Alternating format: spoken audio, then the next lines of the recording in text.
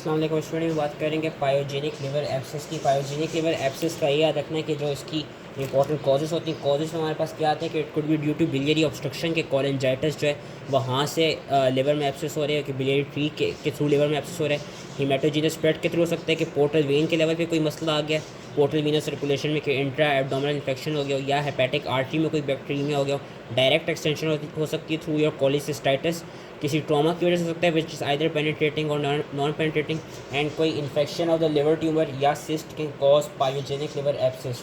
जो pyogenic liver abscess है ज़्यादातर पोलीमाइक्रोबियल होती है। पोलीमाइक्रोबियल का ये मतलब है कि उसमें हमारे पास सारे एरोबिक एनारोबिक सारे ऑर्गेनिजम्स इन्वॉल्व होते हैं, लाइक योर ई कोलाई सबसे कॉमन, क्लैप्सेला, स्ट्रेप्टोकोकस, मिलियरी, बैक्टीरियोट्स। तो ये सारे ऑर्गेनिजम्स इन्वॉल्व होते हैं। बैक्टीरियोट्स इज योर एनारोबिक ऑर्गेनिज्म। लेकिन याद रखना है कि अगर तो ये मोनो माइक्रोबियल होना, तो मोनो माइक्रोबियल में जो ज़्यादा कॉमनली हमको मिलता है वो क्लैप्सेला मिलता है। कि अगर एक ऑर्गेनिज्म इन्वॉल्व है पायोजेनिक लिवर एब्सेस में, तो मोस्ट कॉमनली जो हमको वो मिलता है that is your Klebsiella. Clinical features क्या होते हैं कि patient is generally ill with fever is seen with rigors and sometimes weight loss. Right upper quadrant abdominal pain होता है which radiates to the right shoulder. ये commonly इस presenting symptom के साथ पेशेंट आता है। The pain is प्यूरिटिक in nature, tender हेपेटोमेगैली मिलती है, माइल्ड जॉन्डिस भी मिल सकता है, एंड साथ में एटिपिकल प्रेजेंटेशंस भी हो सकती हैं like anorexia, diarrhoea, dyspnoea, pyrexia of unknown origin. Investigation हम क्या करेंगे, सीबीसी में हमको रेस्ट वाइट सेल काउंट मिलेगा एंड न्यूट्रोफिलिया मिलेगा। हमको एलएफटीज़ में एल्कलाइन फॉस्फेटेज के लेवल रेस मिलते हैं, वेरस एल्ब्यूमिन के लेवल्स हैं वो लो मिलते हैं। Blood cultures are positive, blood culture हम कराते हैं तो they are positive in 50 to 80% of the cases. उसके अलावा हमको जो चेस्ट एक्सरे है, chest x ray will show raised right diaphragm and lung collapse और an effusion at the base of the right lung.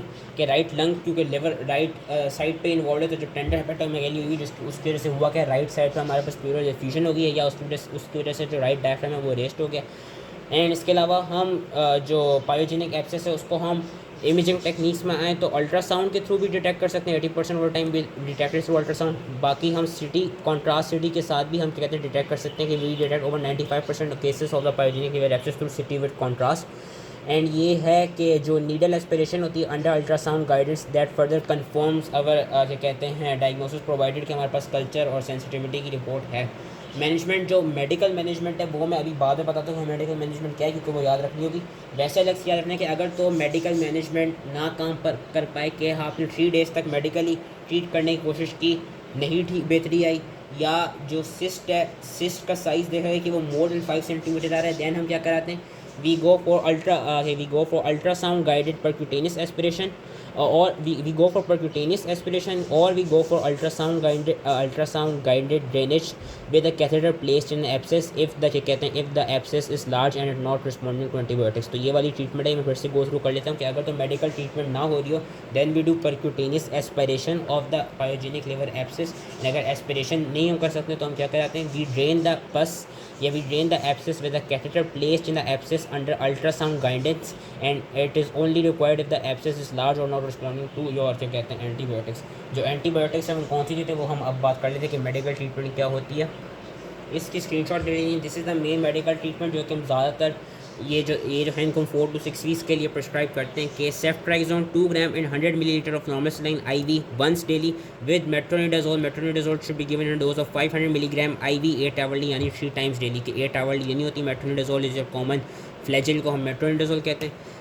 इससे ये नहीं हो तो हम second option is inject piperacillin plus tazobactam 4.5 gram, दोनों की डोजेस मिला के 4.5 gram IV 8 hourly, and metronidazole should also भी given in the same dose 500 milligram IV 8 hourly. ये हमारे पास सेकंड ऑप्शन होता है मेडिकल का। And third option is our inject meropenem and metronidazole. Metronidazole की वही डोज होती है। क्या कहते हैं जो फोर्थ ऑप्शन जो हम लास्ट ऑप्शन जिसको हम रखते हैं that is your inject ampicillin and gentamicin and metronidazole. लेकिन इसमें याद रखना है कि gentamicin should not be given for more than 5 या मोर देन एटलीस्ट क्या कहते हैं 5 डेज़ तक हम दे सकते हैं। It should not be given for more than 5 to 7 days. तो हम क्या कराते हैं, अगर हम ये वाली ट्रीटमेंट या ये वाली थेरेपी कर रही हो तो after 5 to 7 days we get rid of gentamicin, और हम एम्पिसिलिन और मेट्रोनिडाजोल के साथ ही 4 to 6 वीक्स तक पूरा एंटीबायोटिक का कवरेज पूरा करते हैं। So that was all the medical treatment. और अगर मेडिकल ट्रीटमेंट नहीं काम कर पाए तो हम क्या करेंगे, अगर तो हमने देख लिया कि जो एब्सेस है उसका साइज मोर देन 5 सेंटीमीटर है and it is not getting better after 3 or 4 days of medical therapy, so we will go for percutaneous aspiration या अल्ट्रासाउंड गाइडेंस के थ्रू हम कैथेटर रख के उस एब्सेस को ड्रेन कर देंगे। तो अगर किसी समझ में आ गई हो,